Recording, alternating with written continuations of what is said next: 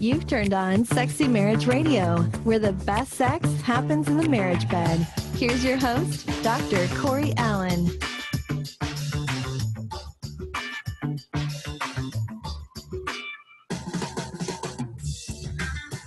Welcome back to another episode of Sexy Marriage Radio, where we're having straightforward, honest conversations about married life and love and sex and what happens when routine sets in too much. And so I am really looking forward to this episode because this is another one of the marriage roundtables where it's not just my wife Pam joining me, like, hey everybody, like she does a lot, but it's also some good friends that have been around before.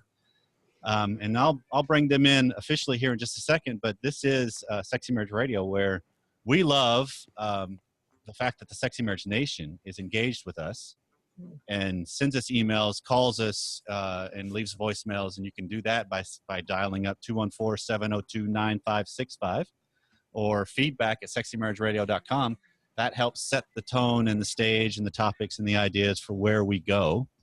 Yeah, most every episode, at least that I'm on, we're responding to that kind of feedback. Yes, and that's the life of Sexy Marriage Radio, that it's been that way for over 6.5 years, that it really is audience-driven radio, right, and podcast that I believe it really is set by what you guys have and give us feedback on and have questions about. We also ask you to jump on iTunes, rate and review the show, and then as of this episode, I'm going to say go check out the Anatomy of Marriage podcast and the Only You Forever podcast, because that's worth understanding and getting more from Seth and Melanie and from Caleb and Verlinda, who are joining us. So welcome, guys. It's great to see you again. Hey guys. Glad to have you guys. Hey, thanks for having us.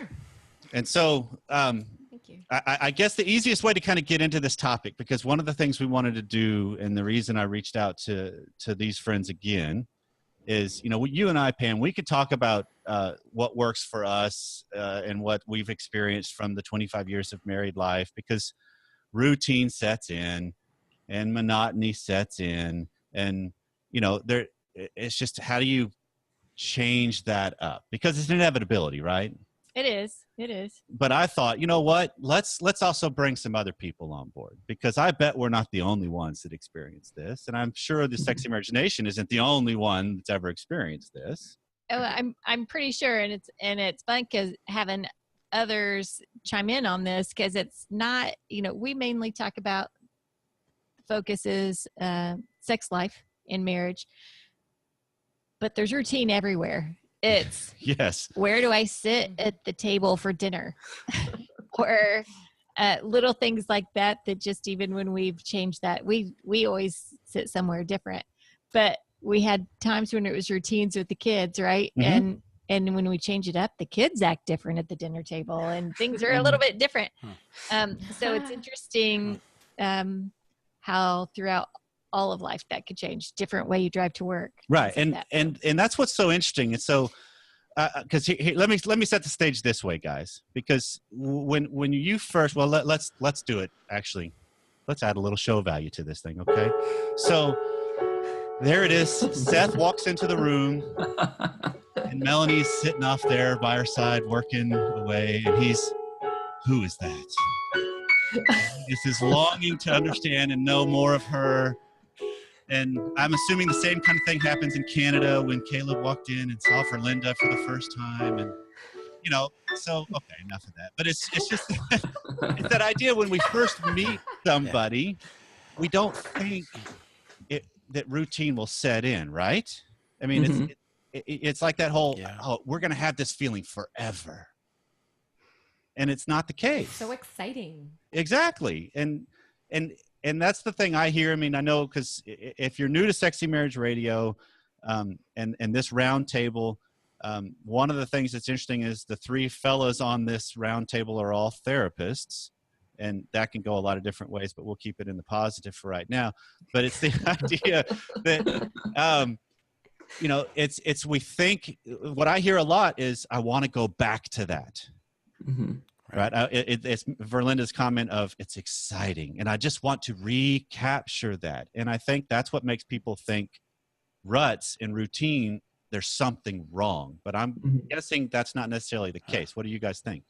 Well, I was thinking of, when you first get married and honeymoon and all this stuff, and that one chemical phenylethylamine, right? There you go.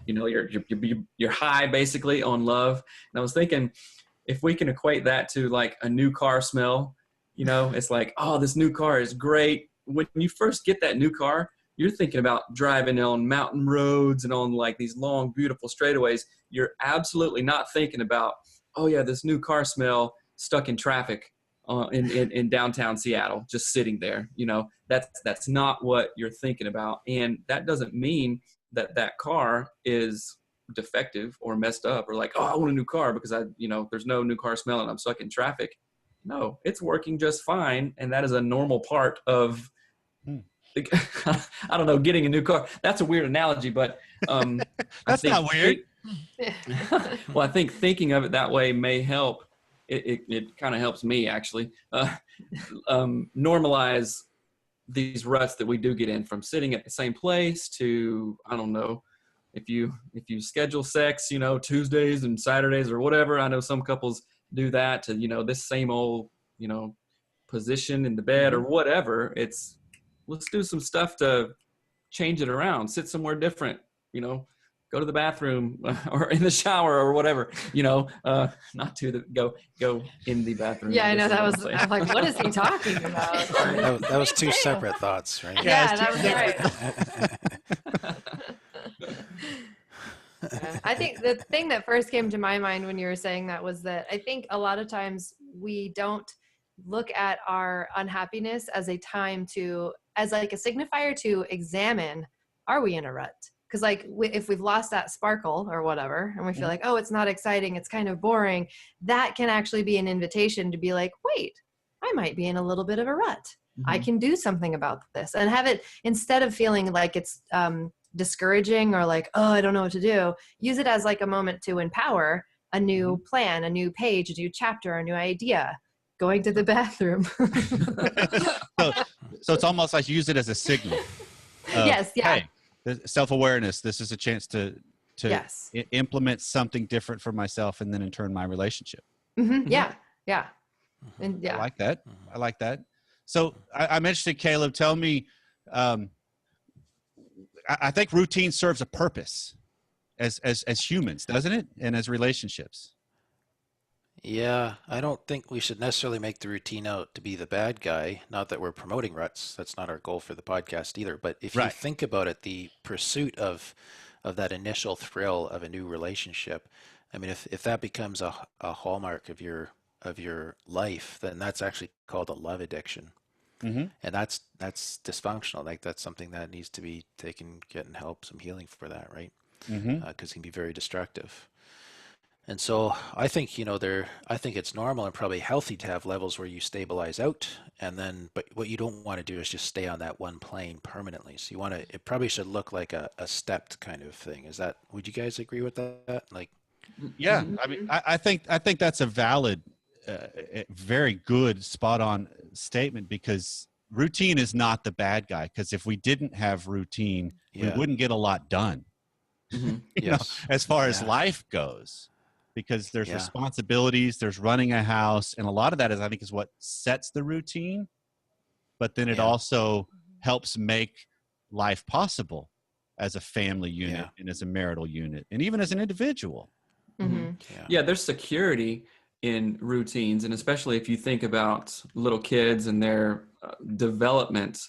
When kids have security that their mom and dad are going to be there, emotionally, physically, then they can develop emotionally and biologically in a normative way, if that makes sense. So it is very secure for me personally, like waking up beside Melanie, and that's not a huge thing, but it feels nice, and just knowing that she'll be there really kind of puts me in a good mood, or makes me happy, or that's something that I can count on, or the kids can count on me, kind of thing. Yeah, so routine is totally not a bad thing. It's very functional. I'm glad you guys pointed that out. Yeah, I think what what I see a lot of times, especially just on the wife side of things, is that when we get stuck in a rut, we tend to think that the way out of that rut is like a massive, like course correction. Like we really have to change something huge. And I liken it to like, if you're driving on the freeway, like out in Seattle, I-90 has these ruts in the road where you get into these divots and you're like jumbling around all weirdly. But if you really do like a huge course correction, you will crash your car and like a bunch of cars around you. Right. So it really just takes a tiny bit of effort to get out of that rut.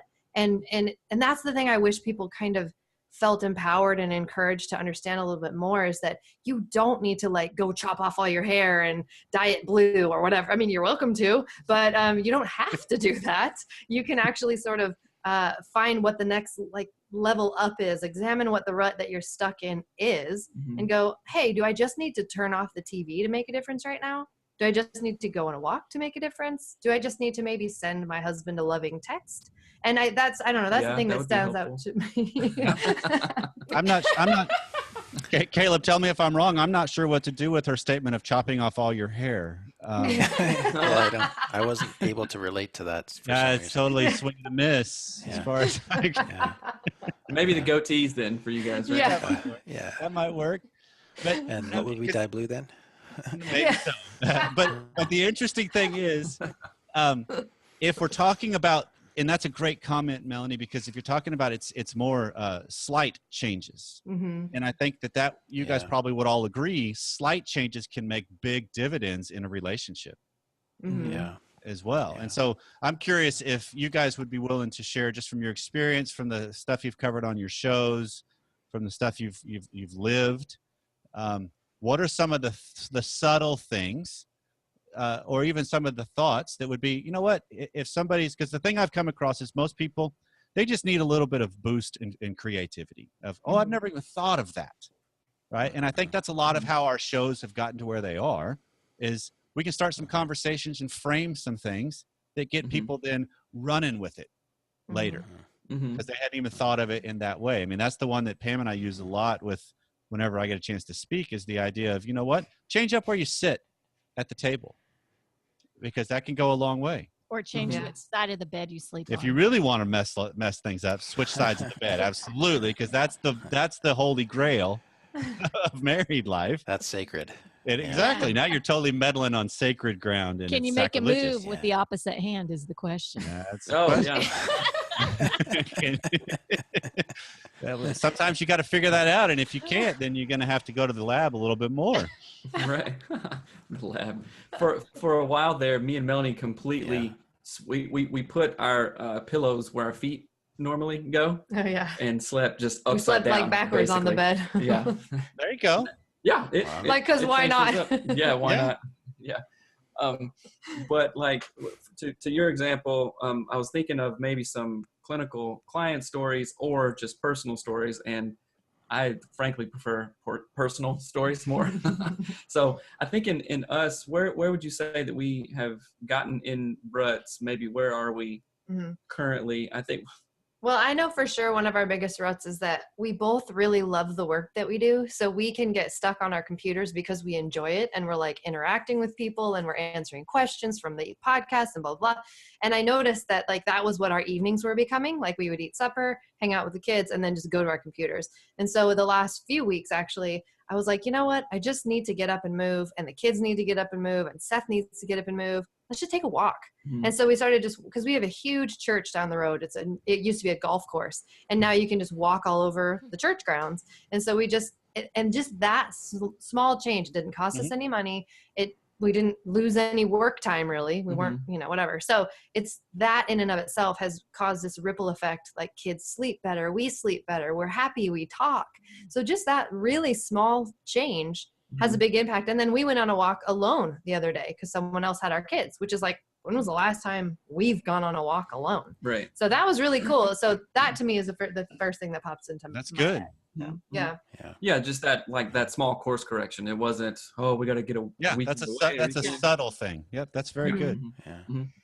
That's a great example. I think one of the things that we've noticed several times in the research, and it's borne out in our experience too, is that if there's a change in intimacy, then passion increases. which is it's pretty interesting if you stop and think about it. So when you kind of go to like another layer, another level with each other of awareness, knowledge, understanding, connection, then you get a spike in passion. And that's another jump out of the rut too. Yeah, it is. And I think that's, for Linda, that's kind of what you're talking about. This is the weird way I think of this, in that that's entry into exciting, although we don't necessarily think of knowing some of that stuff about our partner as exciting, but it really is the same kind of thing. That's good. Yeah. And then that incites the passion. Like you don't have to try and get out of the rut sexually, if you know what I'm saying, but it just having that closeness brings that naturally. Yeah. That's the thing I like about it too is that it's not like there's you have to get all the way to knowing each other before that happens. It's just the change in how well you know each other, which causes the other thing. So there's it leaves, still lots of meat on the bone for the future too, right? Yeah. So could you say that an increase in emotional intimacy, because it sounds like that's kind of what you're talking about and what the research would suggest. So increases in emotional intimacy, not only into new discoveries about your partner, but maybe new discoveries about yourself. So if I, am doing work and increasing self-awareness, that shows a different side to Melanie. And then that maybe, whatever that looks like, if I'm more vulnerable or open or honest, that invites her unspoken, without even saying, that invites her to be vulnerable and open and honest. And then when the emotional intimacy is heightened, the next logical step is the physical intimacy is heightened. Is that where you're going with that? Yeah, I think so. And this, what's interesting is it even comes out of conflict, right? Because you fight about something, and then when you get to the deeper issues that are going on underneath that, you understand each other better. I think this is where the hot sex after a fight can come from. That phenomenon, right? Is because if you work through the conflict in a healthy way, you get this deeper understanding, and then there's this tremendous sense of connection, which causes passion. Yeah, I want to. Oh, go ahead. No, you're doing great. Everybody to go fight. Say that again. Well, we're not encouraging everybody to go fight. This is not let's have a real good fight night radio. but sexy fighting radio. There's a ring to that. But I think of it because you guys are describing fighting nation. Yeah. There you go. You're describing the idea that intimacy is about knowing my partner and being known myself. Right. And so sometimes it's letting myself be more vulnerable or more exposed or more known. That's a shift, because I think a lot of times maybe part of the person that's in the rut that really wants out of it, they're putting a lot more pressure on their partner, on their spouse, to say, well, you need to lead us out of this, rather than maybe I just need to be more vocal and vulnerable about something, and that in turn would lead us out of it. Well, I like what Verlinda was saying about the idea of, because I think there's such a mental power to, instead of saying, oh, I need to get out of this rut, instead of saying that, saying like, watch how well I can make good or better of this kind of not so great situation. And, because there's like a hopelessness in one of those ways of viewing it, and an empowering position in the other way. And that's something that we've talked about recently, is being optimistically strong. So like, if you're faced in a situation, you're like, dang, I feel like I'm in a rut. Instead of like going, oh, this is so blah, like just be like, I can get out of this, no sweat. And I think our own the way we view that rut is really, really important. Is it a growth opportunity, or is it like really hard to get out of? And I don't know, I think there's a lot to say. I like that Verlinda brought that up. So thank you.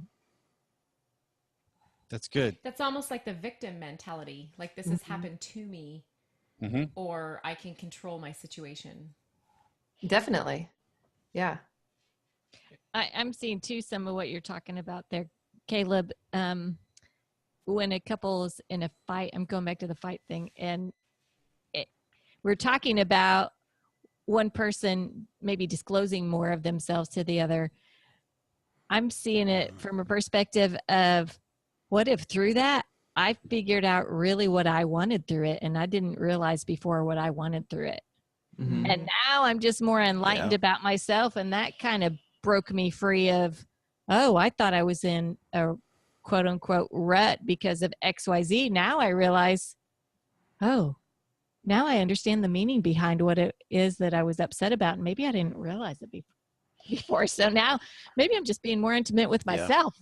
That gets me out of it. Well, it's concurrent, isn't it? Yeah. That there's an element of knowing more of my partner is also trying to know more of myself, because there's, the easy way to sum that up in my mind is we don't know what we don't know. Mm-hmm. But there's also that component of, do I have the courage and the resiliency to ask the questions of myself as well? To see where those things may lead, because that does then challenge my framework, Melanie, like what you're talking about is the premise of the way I frame a question can really determine the answer a lot of times. Yeah. So maybe I need to change the question, not try to find a different answer.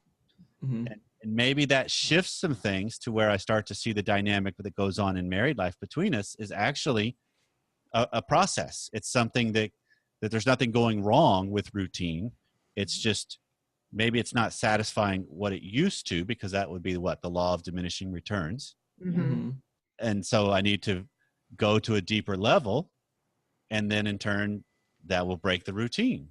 Yeah. And I think it's important to point out also that sometimes we get in ruts because we're not, like you're saying, Pam, we're kind of not feeding ourselves in a way. And it's going to sound weird because we don't want to look at our partner and be like, oh, we're in this rut because you're always working until 7 and it's your fault that this rut exists. And sometimes it's actually like, I'm not feeding my own, maybe it's personal growth or education or my passions. Maybe I love to sing or do whatever. And I need to be nourishing myself as well, so that I can bring that nourished self into our relationship. So I think that, again, it's that sort of a place of how can I look at this from a positive framework and kind of holistically look at the bigger picture of our lives and my life and how they work together.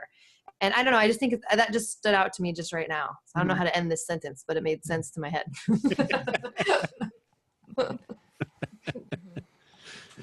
So are there some other things that come to mind? Because one of the things I love doing about just collaborating with you guys and the work that you have is we can easily get lost in theory, but most of the time when we can add application and practical, that's where we really do make a difference. And that's what I see in you guys' work and what we try to do as well. So are there some other things that come to your mind that can help anybody recognize it, one, because I like that distinction, and then maybe examine it, but then the second being, maybe what about a subtle shift in this regard? What about that? One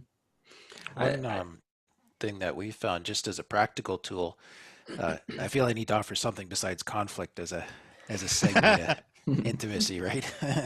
Okay. But you can get on your phone or your iPod the Gottman Card Decks app, and that's a great resource because it takes you into all sorts of questions that don't sort of naturally enter most people's conversations, where you can have these questions back and forth on a relationship level, a general interest level. They have specific to sexuality at different levels, and you can begin to explore like your earlier beliefs that have come into some of these things out of your family of origin and all these different ways. So it really does open up that getting to know each other piece more too, which can help.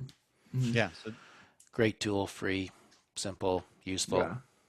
I think this is funny because I was with the client yesterday and she's in a big time rut.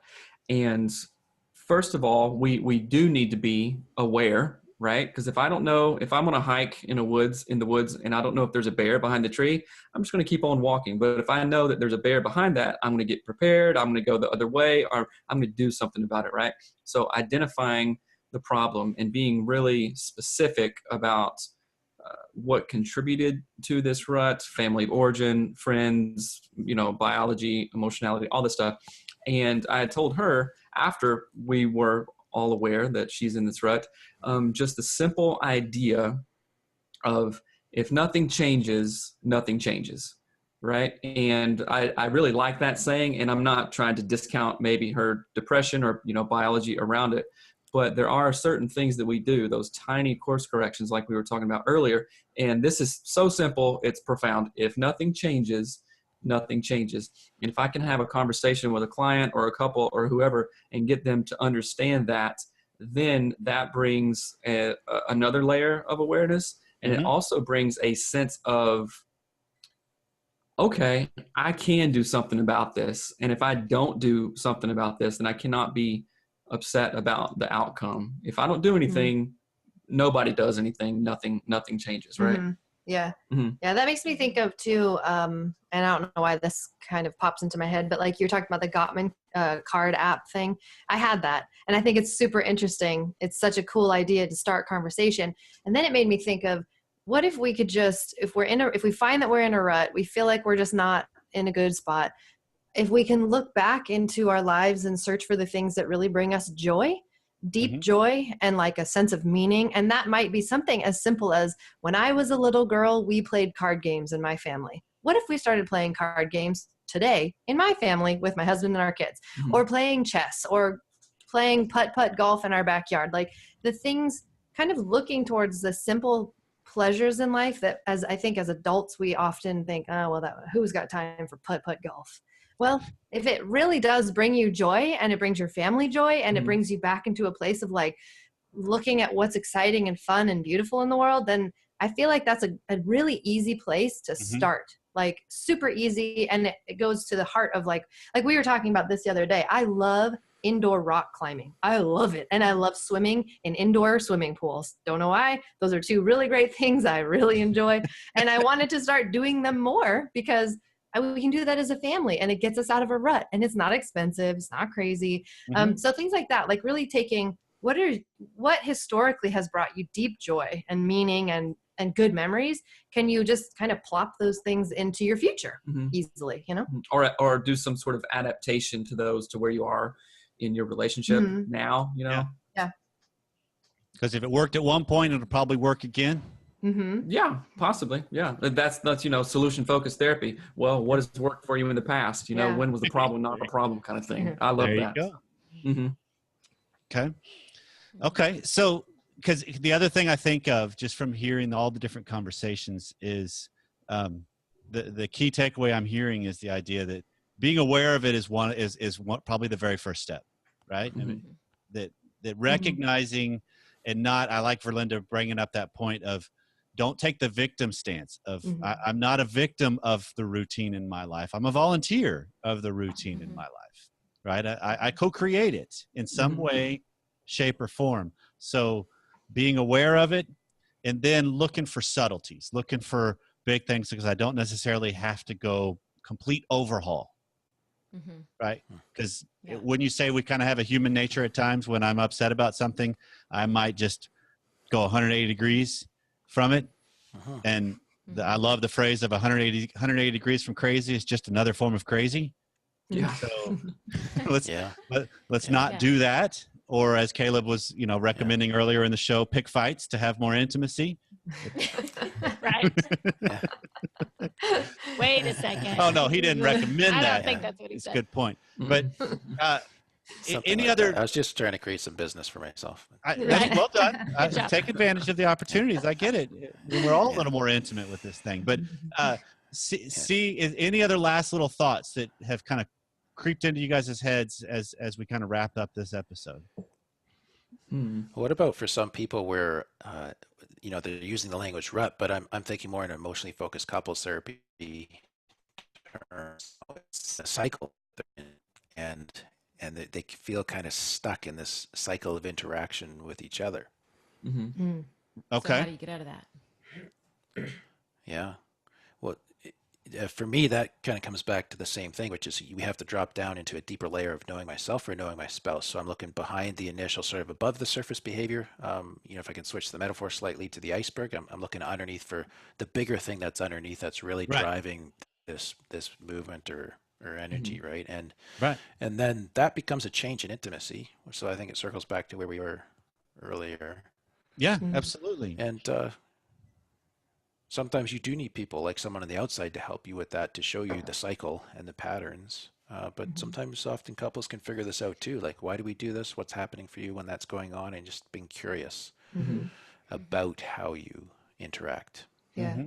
That makes me think of, you use the term cycle, and for some reason it made me think of a kaleidoscope. You know, like when you look down a kaleidoscope and there's all the colors in it. But when we're stuck in a routine, often there's like 4 colors and 4 patterns, and we're just like looking at them over and over and over. And like you're saying, we can call in an outside source like a therapist or a good friend or another couple, and they can add a different color. And then we can call, you know, then we can reach out and say, okay, I want to start rock climbing, or I love making flower arrangements. I'm going to start doing that. And that's going to add 5 more colors. And then maybe Seth has something he loves to do, and that's going to add more. And I feel like eventually we could add so many colors and so many textures and shapes that there's no way we could get bored with it, you know? And then, and sometimes we need to get rid of some of the colors, or they just aren't any good or whatever. Yeah, some colors aren't helpful. Yeah. And I don't know. That's just the image that came to my mind. It's like, we actually are powerful enough in our own, you know, space and world and whatever, that we can change and affect our own kaleidoscope. That's the colors that we see and the shapes that we